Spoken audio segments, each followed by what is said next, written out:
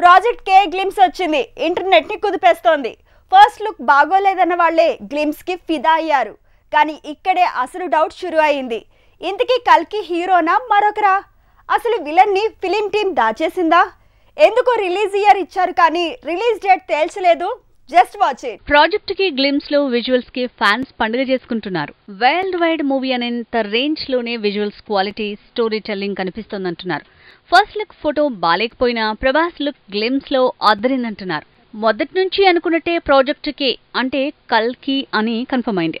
2898 అంటే 2898వ సంవత్సరం తాలూకు కథ అని అంటున్నారు. ఇక ఇందులో దీపిక లుక్ సోసోగానే ఉంటే ప్రభాస్, అమితాబ్ లుక్స్ షాకింగ్ గా ఉన్నాయి. ప్రభాస్ కెరీర్ బాహుబలికి ముందు, బాహుబలికి తర్వాత అని చెప్పాలంటారు.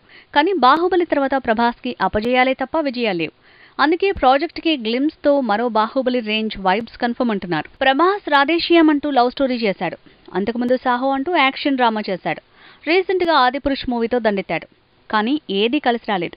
బాహుబలి తర్వాత సక్సెస్ కోసం ప్రభాస్ లానే ఫ్యాన్స్ కూడా కళ్ళు కాయలు కాచేలా ఎదురుచూస్తున్నారు. సెప్టెంబర్ 28 కి సలార్ రానుంది. KGF fame Prashanth Neel making లో రెబల్ స్టార్ చేసిన ఈ మూవీ నుంచి ఇక అన్ని మంచి రోజులే అంటున్నారు. అన్నట్టుగానే సలార్ టీజర్ పేలింది.